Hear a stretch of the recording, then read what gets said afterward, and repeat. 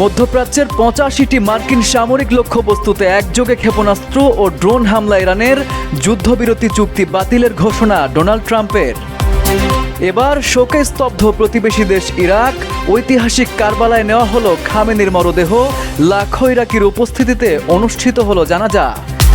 আবারও ইরান যুক্তরাষ্ট্র পাল্টাপাল্টি হামলায় উত্তপ্ত মধ্যপ্রাচ্য, নতুন করে সামরিক অভিযান চালানোর ঘোষণা যুক্তরাষ্ট্রের, ফের অনিশ্চয়তায় শান্তি চুক্তি। স্পেনের সঙ্গে সব ধরনের বাণিজ্য বন্ধের নির্দেশ ট্রাম্পের, অন্য দেশগুলোকেও একই পদক্ষেপ নেওয়ার আহ্বান, ন্যাটোর প্রতিরক্ষা ব্যয় প্রস্তাবের বিরোধিতা পুনর্ব্যক্ত করল স্পেন। যুদ্ধবিরতির মধ্যেই মার্কিন হামলা, সমঝোতা স্মারকের গুরুতর লঙ্ঘন বলে দাবি তেহরানের, মার্কিন মিত্রদের কঠিন সতর্কবার্তা আইআরজিসির। আবার উত্তপ্ত হচ্ছে মার্কিন ইরান যুদ্ধ। মধ্যপ্রাচ্য জুড়ে ৮৫টি মার্কিন সামরিক ঘাঁটিতে একযোগে শক্তিশালী ক্ষেপণাস্ত্র হামলা চালিয়েছে ইরান। আইআরজিসি এক বিবৃতির মাধ্যমে স্পষ্ট করেছে, মার্কিন যুক্তরাষ্ট্রে গুরুত্বপূর্ণ সামরিক অবকাঠামোর মোট ৮৫টি নির্দিষ্ট স্পটে নিখুঁতভাবে এই আক্রমণ চালানো হয়। কিন্তু প্রশ্ন উঠেছে, হঠাৎ করে এই হামলা কেন? তবে কি আবারও উত্তপ্ত হচ্ছে মার্কিন ইরান যুদ্ধ? মধ্যপ্রাচ্যের দুই দেশ বাহরাইন এবং কুয়েতে মার্কিন সামরিক ঘাঁটিগুলোতে ব্যাপকভাবে মুহুর্মুহু হামলা চালায় ইরান। এই হামলা বাহরাইনে মার্কিন পঞ্চম নৌবহরের ঘাঁটি এবং কুয়েতের আলী আল সালেম বিমান ঘাঁটিতে আঘাত আনা হয়। এক প্রতিবেদনে এসব তথ্য জানিয়েছে কাতার ভিত্তিক সংবাদ মাধ্যম আল জাজিরা। 5+ স্টার রেটিং প্রাপ্ত দেশের সর্বোচ্চ বিদ্যুৎ সাশ্রয়ী ওয়ালটন এসি স্মার্ট কমফোর্ট এখন নেক্সট লেভেলে। এর আগে আমেরিকার সামরিক বাহিনী সেন্ট্রাল কমান্ড জানিয়েছিল, তাদের নিখুঁত যুদ্ধাস্ত্রের সাহায্যে ইরানের ৮০টির বেশি লক্ষ্যবস্তুর ওপর সফলভাবে বিমান হামলা চালিয়েছিল যুক্তরাষ্ট্র। সেই মার্কিন হামলার পাল্টা জবাব দিতে বাহরাইন এবং কুয়েতে আমেরিকার ৫০টি সামরিক ঘাঁটিকে গুঁড়িয়ে দেওয়ার দাবি করল ইরান। আইআরজিসি জানিয়েছে, মার্কিন হামলাগুলো ইরানের সাবেক সর্বোচ্চ নেতার দাফন এবং সংশ্লিষ্ট ঘটনাগুলোর সঙ্গে সম্পৃক্ত। ওয়াশিংটন এই ঐতিহাসিক ঘটনাকে স্নান করার চেষ্টা করেছে। সবুজ আলম, ইত্তেফাক। মাত্র কদিন আগেও কথা হচ্ছিল যুদ্ধ থামানোর, শান্তি চুক্তির পথে এগোচ্ছিল যুক্তরাষ্ট্র আর ইরান। কিন্তু সেই আশায় আবারও বড় ধাক্কা।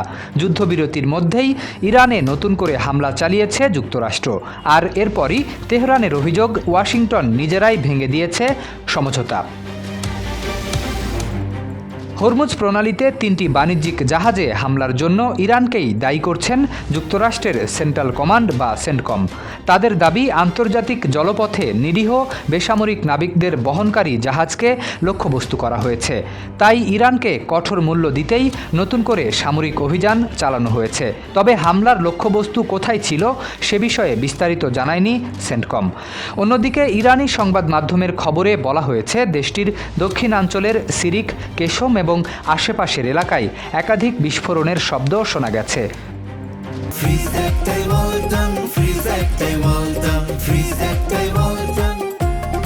এই হামলার পর আরও বিস্ফোরক অভিযোগ তুলেছে তেহরান।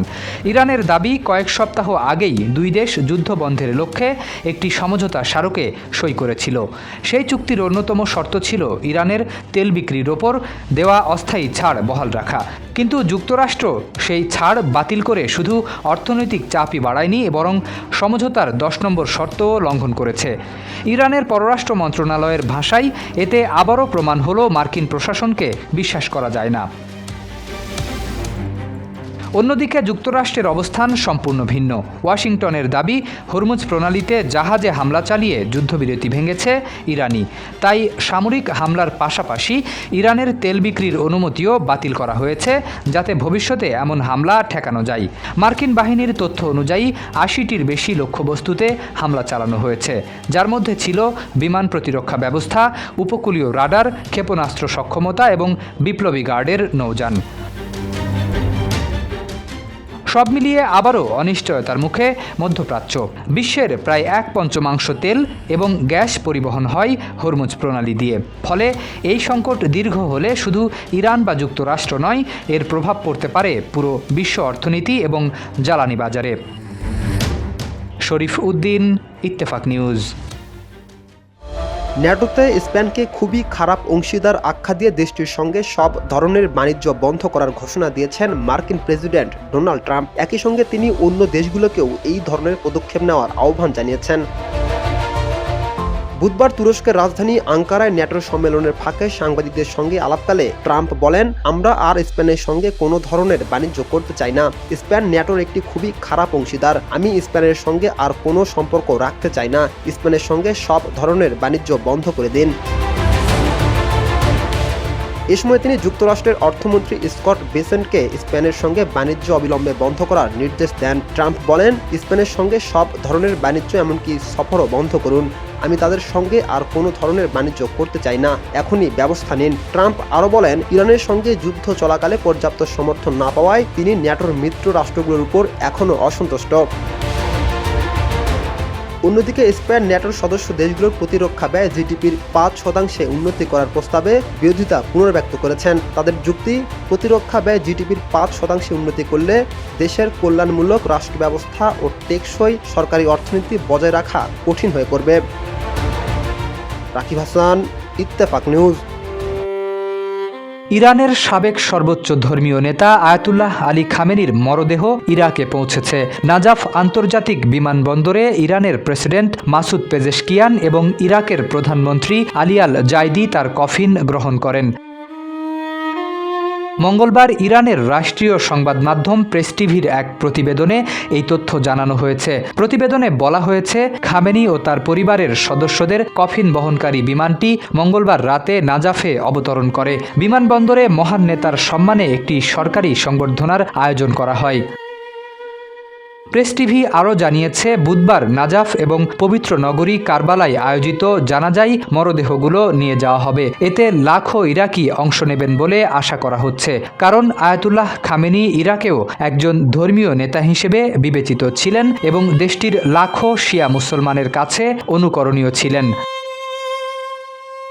দেশটিতে খামেনির জানাজা উপলক্ষে বুধবার সরকারি ছুটি ঘোষণা করা হয়েছে। এর আগে রোববার তেহরানের গ্র্যান্ড স্কোয়ারে খামেনির প্রথম জানাজা অনুষ্ঠিত হয়। এতে ইরানের অন্যতম শীর্ষ ধর্মীয় ব্যক্তিত্ব আয়াতুল্লাহ জাফর সুবহানি জানাজার নামাজে ইমামতি করেন। বুধবার লাশ ইরাকের নাজাফে ইমাম আলীর মাজার এবং কারবালায় ইমাম হুসাইন রাদিয়াল্লাহু তাআলা আনহা এর মাজার ও হজরত আব্বাসের মাজারে নেওয়া হবে। খামেনির ইচ্ছা অনুযায়ী আগামী 9 জুলাই মাশহাদে ইমাম রেজার পবিত্র মাজার প্রাঙ্গণে তাকে দাফন করা হবে। শরীফ উদ্দিন, ইত্তেফাক নিউজ। ইরানের দক্ষিণ অঞ্চলে যুক্তরাষ্ট্রের চালানো সামরিক হামলার তীব্র নিন্দা জানিয়েছে তেহরান। তাদের দাবি, এ হামলা যুদ্ধ অবসান সংক্রান্ত সমঝোতা স্মারকের গুরুতর লঙ্ঘন। একই সঙ্গে মধ্যপ্রাচ্যের দেশগুলোকে সতর্ক করেছে ইরান। বুধবার ভোরে প্রকাশিত এক বিবৃতিতে দেশটির মন্ত্রণালয় জানায়, যুক্তরাষ্ট্রের সেনাবাহিনী জাতিসংঘ সনদের 2 নম্বর অনুচ্ছেদের 4 নম্বর দফা লঙ্ঘন করে ইরানের দক্ষিণ উপকূলে অবস্থিত কয়েকটি পর্যবেক্ষণ ও নজরদারি কেন্দ্রে হামলা চালিয়েছে। ইরান জানিয়েছে, এসব হামলা যুদ্ধবিরতি সংক্রান্ত সমঝোতা স্মারকের প্রথম দফার স্পষ্ট লঙ্ঘন। সেখানে সব ধরনের সামরিক অভিযান বন্ধ রাখার কথা বলা হয়েছে। বিবৃতিতে আরও বলা হয়, আন্তর্জাতিক আইন অনুযায়ী সব রাষ্ট্রের, বিশেষ করে পারস্য উপসাগরের দক্ষিণ উপকূলীয় প্রতিবেশী দেশগুলোর দায়িত্ব হলো তাদের ভূখণ্ড বা স্থাপনা ব্যবহার করে যেন কোনো আগ্রাসী পক্ষ ইরানের বিরুদ্ধে হামলা চালাতে না পারে। ইরান সতর্ক করে বলেছে, এ ধরনের হামলায় কোনো দেশের সহযোগিতা আগ্রাসনের অপরাধে অংশগ্রহণ ও সহযোগিতা হিসেবে গণ্য হবে।